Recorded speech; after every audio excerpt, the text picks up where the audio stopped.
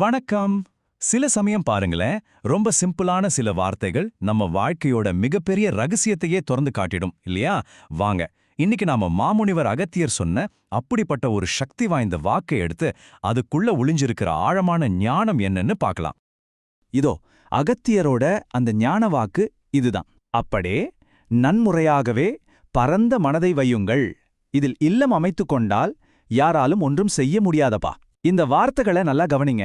இது ஏதோ சும்மா சொல்ற ஒரு அட்வைஸ் கிடையாதுங்க. இது யாராலும் அசைக்க முடியாத ஒரு பாதுகாப்புக்கான வாக்குறுதி. சரி, முதல்ல இந்த பரந்த மனம் அப்படிங்கிற விஷயத்தோட சக்தி என்னன்னு கொஞ்சம் ஆழமா பாப்போம். அப்போ அகத்தியர் சொல்றாரே, இந்த பரந்த மனம்னா உண்மையிலே என்னது?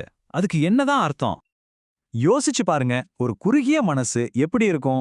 அது எப்ப பார்த்தாலும் நான், என்னோடதுன்னு சுயநலம், மத்தவங்கள குறை சொல்றது, தேவையில்லாத பயம், அப்புறம் பழைய கசப்பான விஷயங்களையே பிடிச்சு தொங்குறதுன்னு இருக்கும். ஆனா இதுக்கு அப்படியே ஆப்போசிட் தான் பரந்த மனம். அதுல கருணை இருக்கும், எல்லாரையும் ஏத்துக்கிற தன்மை இருக்கும், புது விஷயங்களுக்கு ஒரு திறந்த மனப்பான்மை இருக்கும், அப்புறம் மன்னிக்கிற குணமும் இருக்கும். இதுதான் அகத்தியர் நம்மள அடைய சொல்ற அந்த ஒரு உன்னதமான நிலை. அடுத்து ரொம்ப முக்கியமான ஒரு விஷயம், இந்த பரந்த மனசுக்குள்ள இறைவன் எப்படி வீடு கட்டுறான், அந்த வாக்குறுதியை பத்தி இப்ப பார்க்கலாம். அகத்தியரோட விளக்கம் பாருங்க, எவ்வளவு தெளிவா, எவ்வளவு பவர்ஃபுல்லா இருக்கு.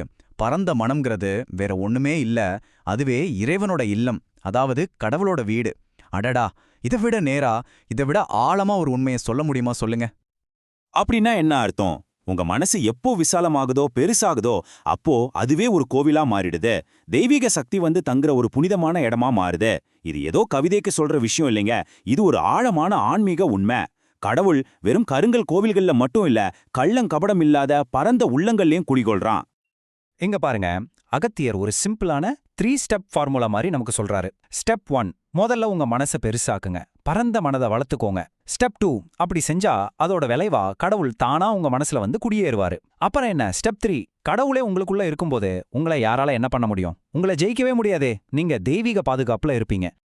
சரி, இதெல்லாம் கேட்க ரொம்ப நல்லா இருக்கு. ஆனா பல வருஷத்துக்கு முன்னாடி சொன்ன இந்த ஞானத்தை நம்மளோட இந்த நவீன வாழ்க்கையில இன்னைக்கு எப்படி பயன்படுத்துறது? இப்ப நான் உங்களை ஒரு கேள்வி கேட்கறேன், கொஞ்சம் யோசிச்சு சொல்லுங்க.